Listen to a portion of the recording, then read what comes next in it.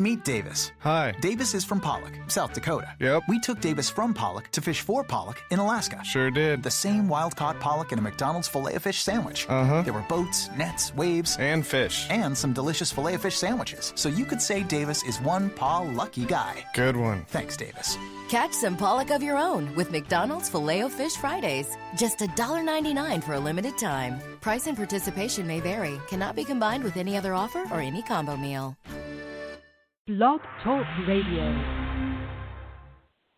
Hello, folks. How are you doing? It's Danny Tisdale, and of course, you're listening to the Danny Tisdale Show, and we're doing a great special episode here to talk about real estate. Not a little bit, but a lot. And we've got a great host.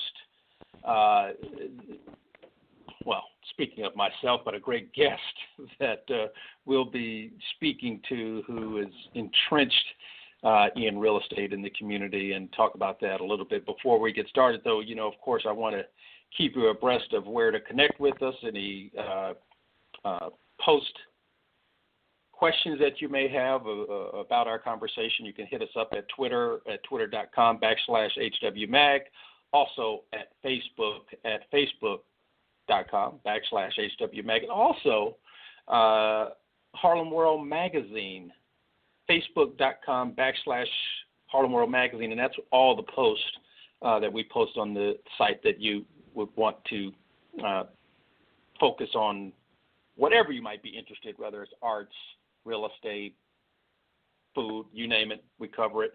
And of course, don't forget to hit us up on our anchor site, which is harlemworldmag.com.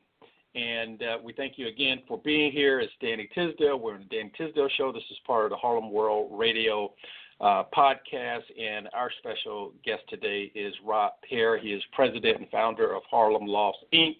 Robb possesses 30 years of experience as a successful real estate developer and broker and expertise in sales marketing. He is a licensed real estate broker in New York, North Carolina, Virginia, and a licensed contractor in New York. He combines an uncanny ability and unique passion for connecting buyers and sellers with the unsurpassed knowledge of Harlem, New York real estate market. He certainly does. Since 2001, Robb has lived in Harlem in a brownstone that was developed by his firm.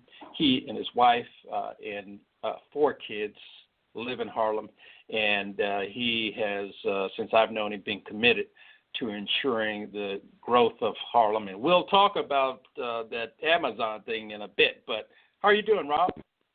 I'm doing great. Thanks for the intro. That sounded nice. Yeah.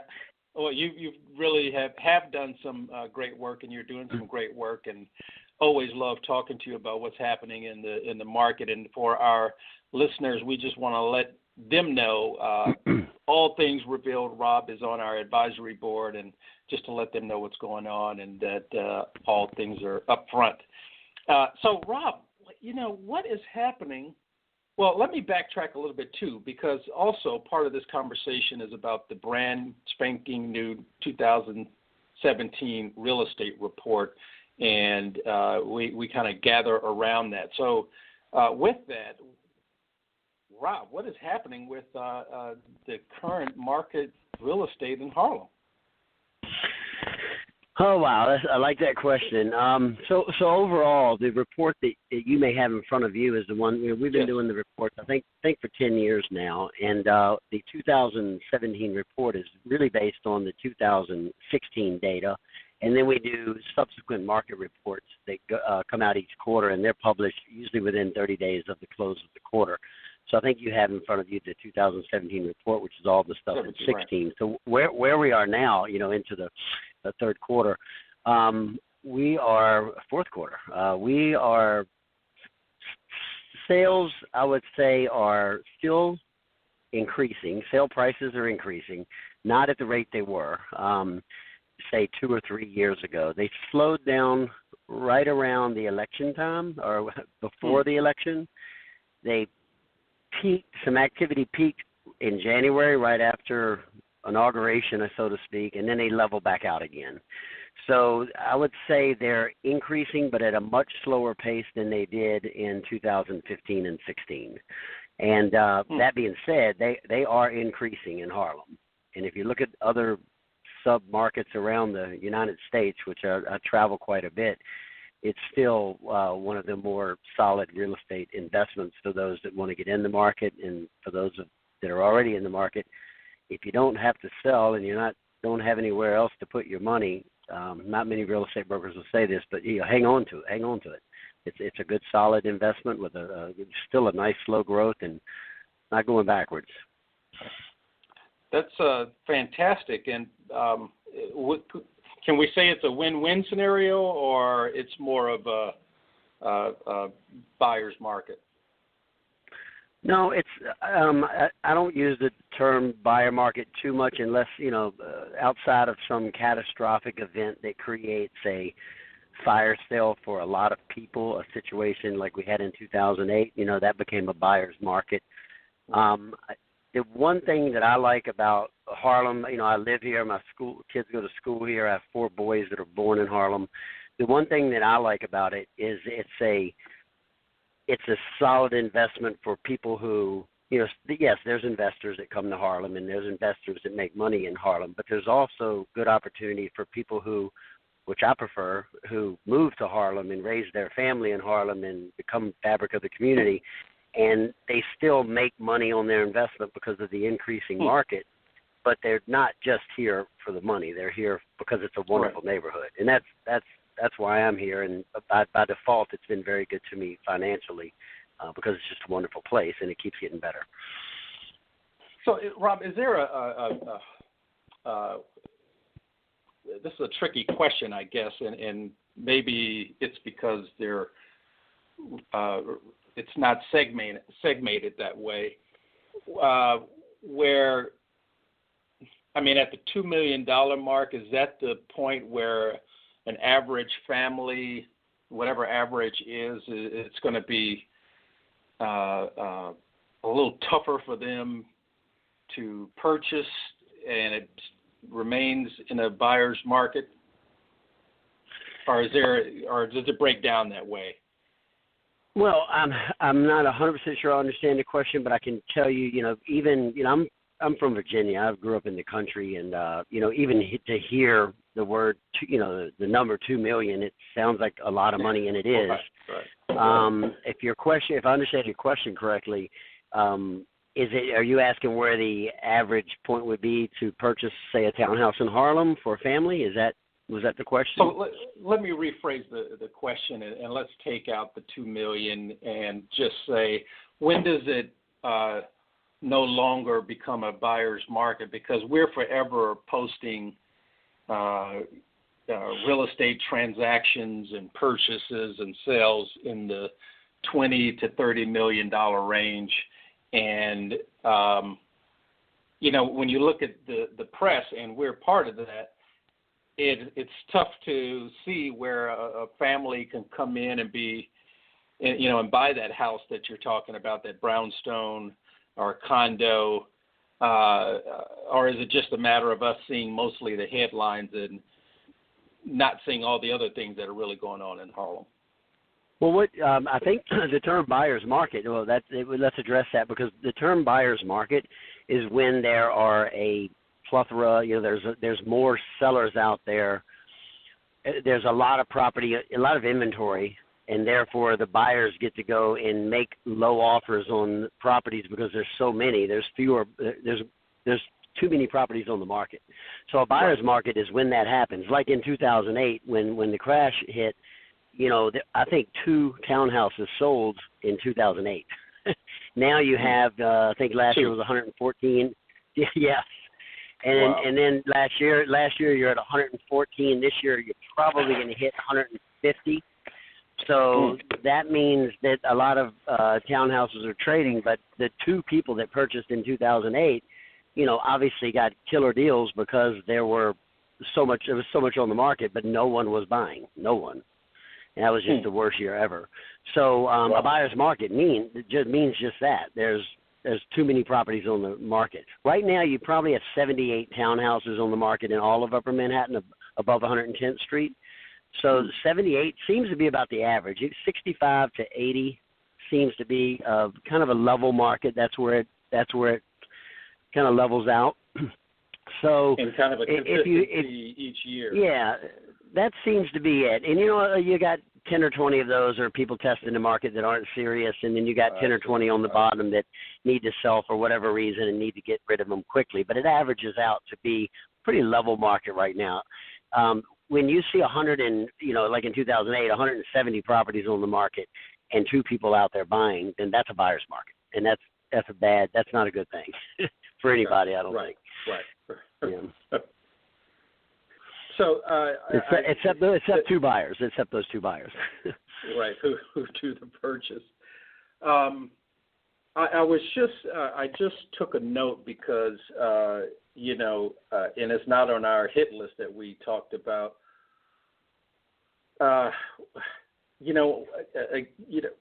going back to the stories that we post on the site harlemworldmag.com, and I see these churches getting into the fray. And I imagine it sounds like it's just churches realizing that there's an opportunity to make a sale and taking advantage of it. Do you see it differently, or pretty much the same way? No, I mean our firm tends to focus on the townhouse market, and I get disturbed. I've been in Harlem now 17 years myself. All my kids are born here. Right. I get disturbed when I read those articles. I saw it a couple of weeks ago and again last week about the churches selling. But a lot of it, you have to take it all with a grain of salt, because a lot of the churches, I hope this is happening. I know it is with a few. You see an old church that needs money, and the city has mechanisms in place that allows a developer to come in and develop a building around the church. Take St. John the Divine. I don't know if you're familiar with that. That's a huge church, yeah. and they developed 2 residential towers on the church property so that they could put the money back into that church, which is I think the largest Catholic church in North America or something. But as long as that money goes back into the church where it's supposed to go, that's a good thing. Now you have more people living here. The money's going back to the church. You have a 1880 church that's been renovated. As long as that money goes in the right place, the church wins.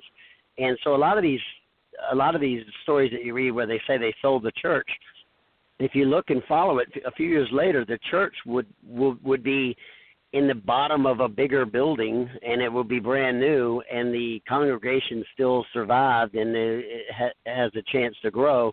But a developer has come in and put residential housing either beside it or above it or around it. And maybe it doesn't sound like the best case scenario, but in the example that I just gave of the church that built 2 towers on the property that didn't affect the church, it gave it the money to survive. So those are good stories. Where a church sells to a developer and then the church is gone and the developer has a bunch of condos, that's sad. I mean, I'm in the business, but that hurts. I don't like it. Yeah. And I think it's my community. Right. No, and I think you're right on with that, because I think, much like you're saying, we all, lose in that kind of transaction, and you're right. We're seeing less and less and fewer of those kinds of transactions. The transactions seem to be investments back into the property, and for the most part, it's a win-win scenario, and I kind of use that roughly a little bit there. But I, of course, wanted to go back to the report. I'm sorry, were you going to say something, Rob? No, I'm not an expert in that area, so I want to clarify that. And I'm an optimist by nature, so I'm hoping that that's what's happening. The investment's going back into the church, and everyone's winning. Otherwise, it's sad. But I'm not an expert in that area. No, and I'm with you on that, which is that I'm an optimist, and I do think you're right, especially from those stories where, for the most part, that is what's happening, is that it seems to be some kind of partnership in a sense, where the money is used in many different ways, and one of those is an investment back into the church and in the community, and yes, that win-win scenario. And I just want to take a quick minute to let our listeners know that they're listening to Harlem World Radio, and I'm Danny Tisdale, and you're listening to the Danny Tisdale Show, and we're here with Robb from Harlem Lofts. He's president and founder of Harlem Lofts. And we'll get to, in a few minutes, some of the URLs and Twitter and Facebook so that you folks can stay in contact with Robb and bug him. Well, not bug him, but ask him some questions or use, quite frankly, their great services. Robb, stepping back and looking at a bigger picture, what advice would you give some of our listeners on the best ways to use the report itself? What do you think are some of the best ways to use the report? Well, a lot of these reports, and I've had people tell me, they don't look at reports because they're biased or they're out for to guide you in one direction or the other. And I don't think our report's like that, and I do think we take the time to dissect it and make it a little more accurate. And what I mean by that, we don't just we specifically take from 110 to 155th, for instance, and then we remove Riverside Drive in the areas or the 110th facing Central Park. We take those areas that are outliers out of our report so that we come up with pretty much of a blended average that makes sense. So our reports, I would say you would use it as, you can see every townhouse that sold, for instance, in 2016. You can see what it sold for. You can see a picture of it. And then you have nice charts that tell you what the average prices are. And we break ours down and we show troubled assets versus non-troubled assets. We show SROs versus a two-family. And we break it apart that once you figure out how to read it, it's a great litmus test for a quick, this is a rough average of what this house should be worth in this micro neighborhood of Harlem, because Harlem has, Strivers Row, and I'm in Sugar Hill right now, so it has little micro neighborhoods.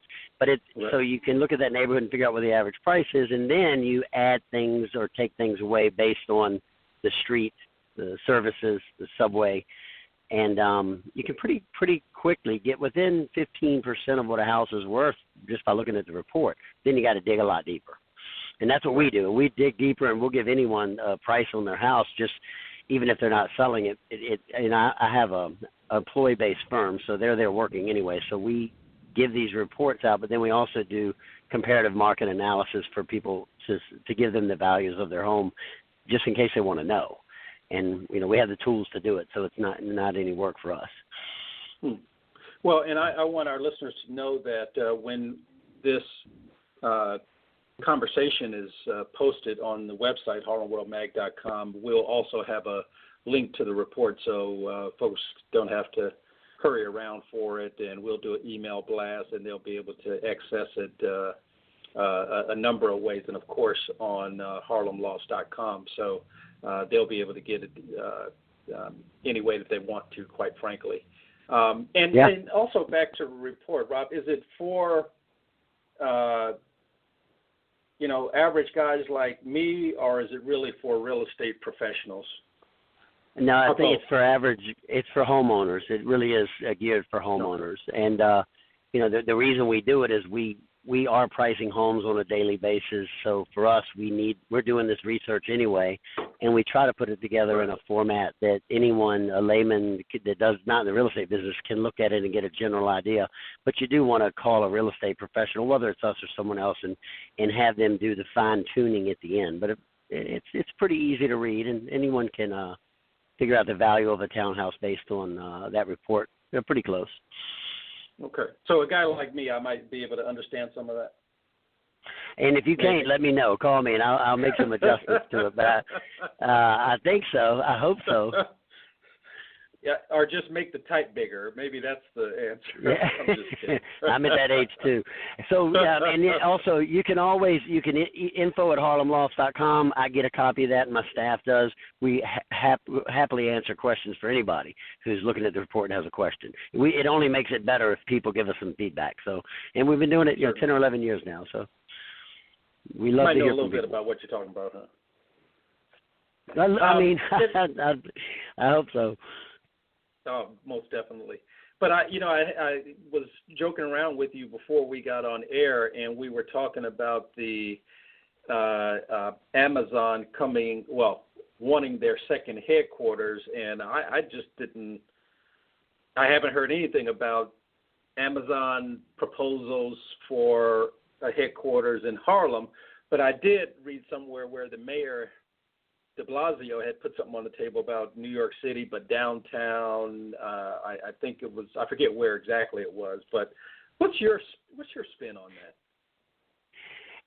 There is no better place for that Amazon headquarters than Harlem, 125th Street.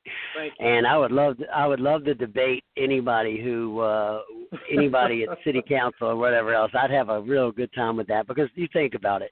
You know, I go downtown quite often. You know, you have to for business, and my kids Right. go to travel. My wife, and you don't get on a subway at 8:30 in the morning and try to get downtown because it's packed, right? You can't get out of this. You can't drive down to the city in the morning. So if you had a Amazon headquarters in Harlem, anyone commuting in and out of the city, it's going to be a shorter commute. There's going to be parking. Anyone living in the city is going to be reversed. If they're not in Harlem, is a reverse commute. So they're on those empty trains coming back when they're going to work, and then they're on the empty trains going downtown when they're going back home. So I don't think, to me, yeah, even if you don't live in Harlem, an Amazon headquarters here would be great. And if you did live in Harlem, you walk to work. So it just makes sense. I mean, downtown is just too, when the Hudson Yards project is finished, I have no idea how people are going to get downtown on subway, bike, or car anymore. It's just super saturated. Oh, it's going to be crazy, completely crazy. I don't go down there anymore. My friends used to come in town. We'd go out downtown when I first moved to Harlem. We'd go out downtown. Now they literally say, let's just walk around the neighborhood. And I have a sore foot from running around until 3 in the morning in Harlem and could not hit all the places to go. We couldn't hit them all 3 nights in a row. We could not hit all the new restaurants. So yeah, Harlem's a spot. Yeah. Welcome, Amazon. Come on.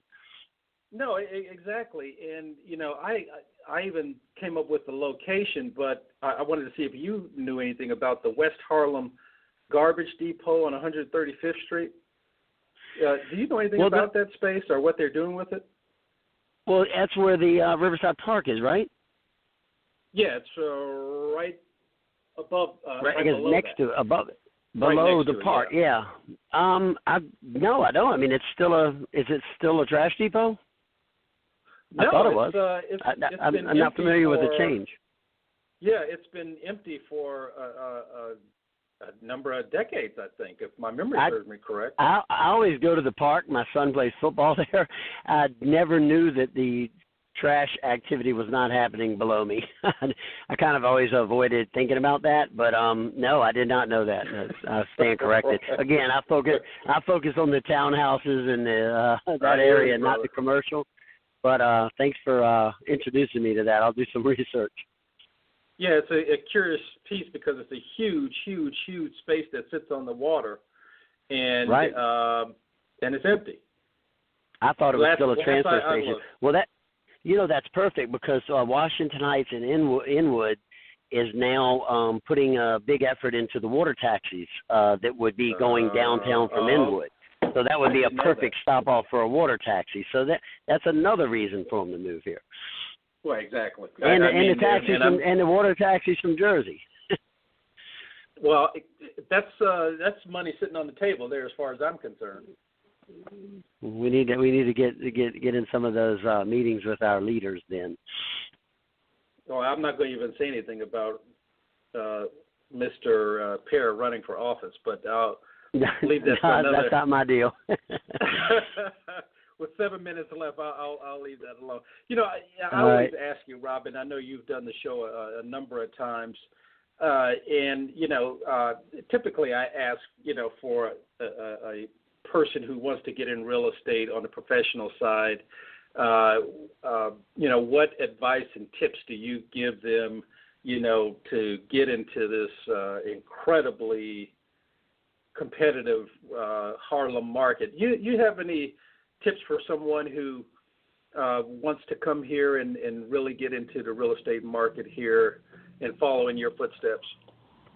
If it were me again, I told you, I grew up in the country. When I went to college, I started buying really inexpensive homes with first-time home buyer loans, and then I would have roommates. I I'd run an ad in the school paper, and I would fill the house full of roommates, fraternity boys. I wasn't a fraternity boy, but they came in, they paid the rent, and I ended up buying more houses by doing that. So what I would suggest, what is really hot right now is co-living, co-purchasing.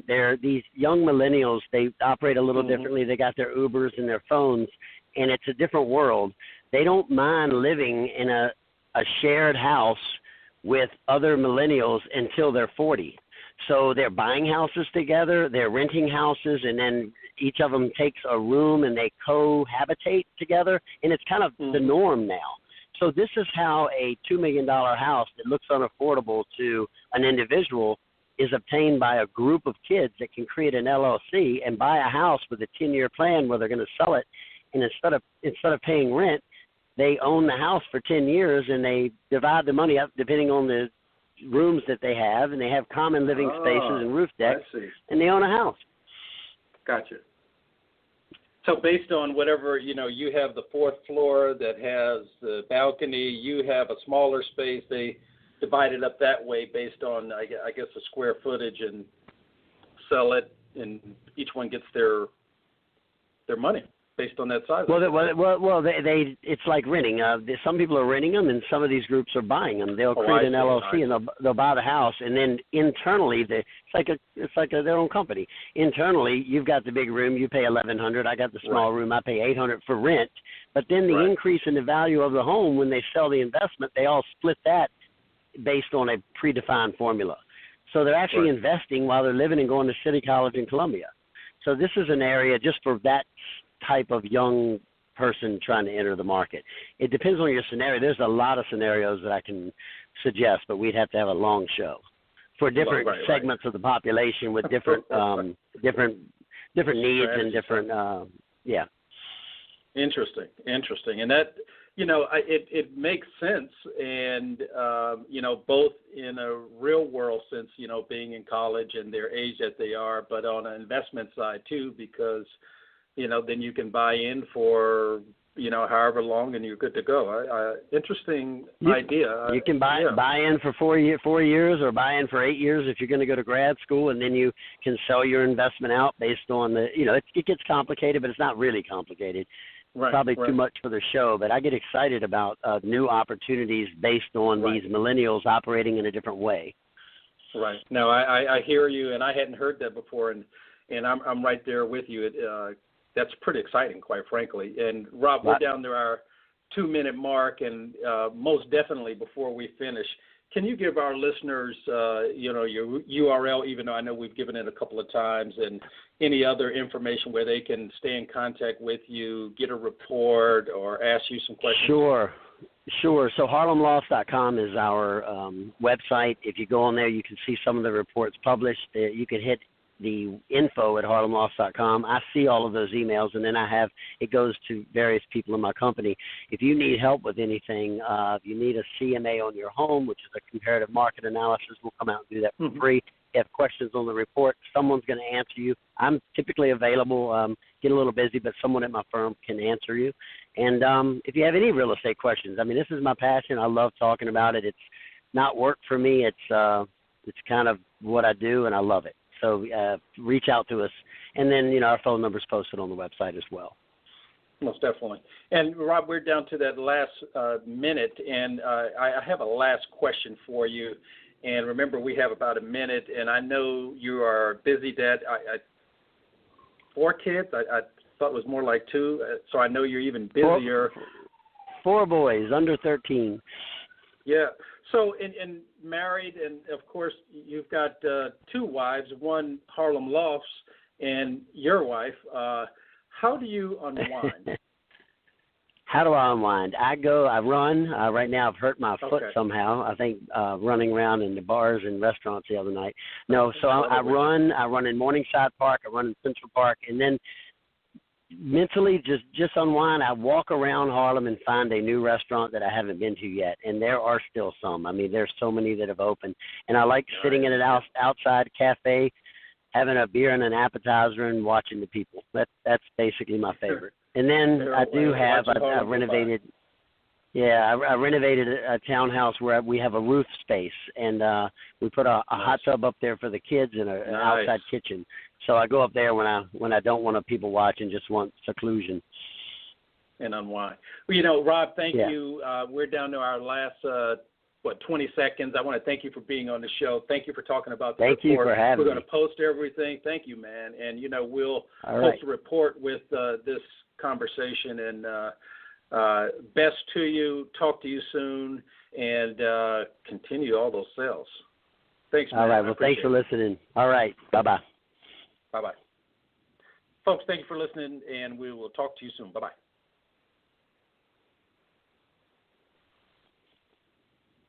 The New York Times, Rolling Stone, and critics everywhere are all raving about Annihilation. It's not destroying, it's making something new. It's a mind-blowing experience, and now it's certified fresh on Rotten Tomatoes. Annihilation, rated R, now playing. Meet Davis. Hi. Davis is from Pollock, South Dakota. Yep. We took Davis from Pollock to fish for Pollock in Alaska. Sure did. The same wild-caught pollock in a McDonald's Filet-O-Fish sandwich. Uh-huh. There were boats, nets, waves. And fish. And some delicious Filet-O-Fish sandwiches. So you could say Davis is one lucky guy. Good one. Thanks, Davis.